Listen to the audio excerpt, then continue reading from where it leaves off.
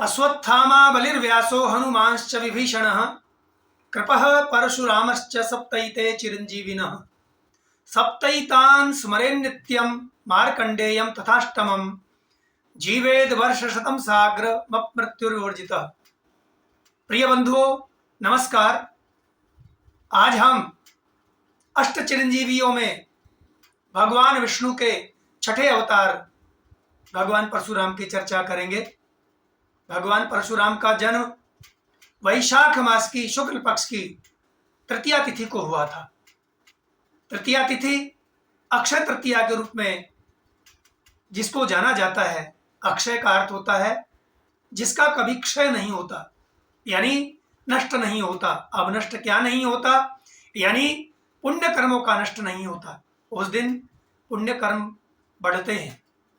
भगवान परशुराम का जन्म सतयुग के अंत में और त्रेता के प्रारंभ में, यानी दोनों युगों की संधि में हुआ। आधुनिक काल में, आज के समय में छत्तीसगढ़ के सरगुजा जिला के कचला गांव के आसपास की जो स्थान है उसको भगवान परशुराम की जन्मस्थली माना जाता है। भगवान परशुराम की माता रेणुका जो क्षत्रिय वंश की थी और पिता जाति से ब्राह्मण ऋषि जमदग्नि। भगवान परशुराम का जन्म भृगु ऋषि के वंश में हुआ। इनसे पूर्व माता रेणुका ने 4 पुत्रों को उत्पन्न किया, जिनका नाम था वासु, विश्ववासु, बृहद्यानु और भृत्वाकाव।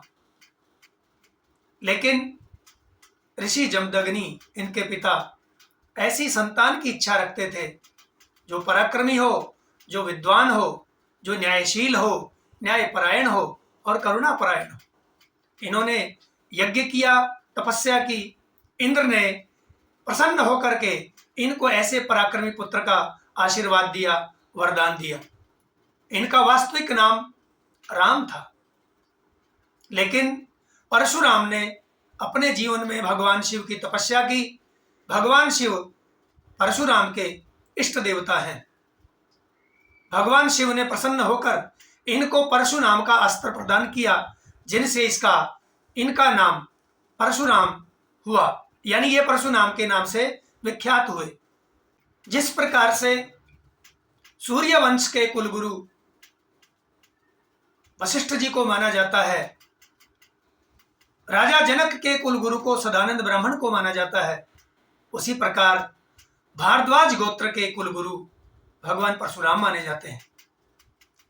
भगवान परशुराम न्याय के देवता है। भगवान परशुराम अति न्यायप्रिय रहे, करुणापरायण रहे।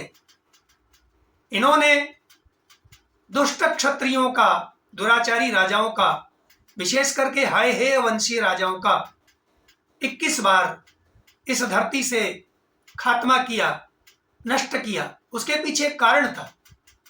ऋषि जमदग्नि के पास एक कामधेनु नाम की गाय थी, जिसको सहस्रबाहु नाम के एक क्रोधी, क्रूर और अत्याचारी राजा जबरदस्ती छीन कर ले जा रहे थे।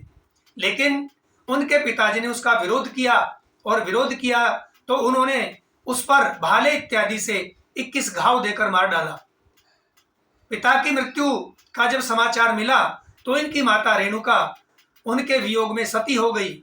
तो वहीं से भगवान परशुराम ने ऐसे क्रूर अत्याचारी राजाओं को नष्ट करने का प्रण किया। उनके विरोध में, ऐसे राजाओं के, क्षत्रियों के विरोध में अन्य जो क्षत्रिय थे वो भी भगवान परशुराम के पास अपनी विनय लेकर के आए कि किसी प्रकार से इनसे छुटकारा दिलाया जाए। तो भगवान परशुराम ने अपने पिता के 21 घाव का बदला लेने के लिए 21 बार ऐसे पापी, अत्याचारी राजाओं से धरती को मुक्त किया। भगवान परशुराम पितृभक्त थे। पितृभक्त से तात्पर्य वो मातृभक्त भी थे और पिता के भक्त भी थे। पिता के कहने से उन्होंने अपनी माता रेणुका का सिर धड़ से अलग कर दिया था। लेकिन माता के प्रति स्नेह, माता के प्रति वात्सल्य भाव से उन्होंने पिता से कहा कि उनकी माता को पुनः जीवित कर दिया जाए। तो पिता ने भी बालक के भाव को जान करके निश्चय ही उनकी माता को पुनर्जीवित कर दिया। भगवान परशुराम शिव के परम भक्त थे और उन्होंने ये कहा था कि जो भी भगवान शिव के इस धनुष को तोड़ेगा, इसके प्रति शत्रुता रखेगा, निश्चय ही वही मेरा शत्रु होगा, नहीं तो संसार में मेरा कोई भी शत्रु नहीं। भगवान परशुराम की पत्नी का नाम भी रेणुका था, जो प्रसेनजित की पुत्री थी। इनके 2 पुत्र ऋषि च्यवन और ऋचिक हुए तथा एक पुत्री जिसका नाम इन्होंने रेणुका ही रखा।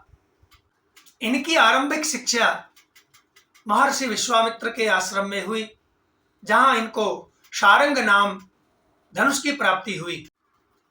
भगवान परशुराम की तपस्थली प्रसिद्ध महेंद्र पर्वत, जो ओडिशा और तमिलनाडु क्षेत्रों के बीच में फैला हुआ विशाल पहाड़ है, पर्वत है, वहां पर आज भी लोग भगवान परशुराम को देखने का दावा करते हैं, उसकी शक्ति को महसूस करते हैं। वो आभास होता है कि जैसे कोई न कोई शक्ति उनका साथ देती है, उनकी सहायता करती है, उनकी समस्याओं का निपटारा करती है, उनकी समस्याओं का समाधान करती है और निश्चित रूप से कल्याणकारी शक्ति सदा उनके जीवन में मंगल ही मंगल देती है। आप सबको भगवान परशुराम जन्मोत्सव की अनंत अनंत शुभकामनाएं।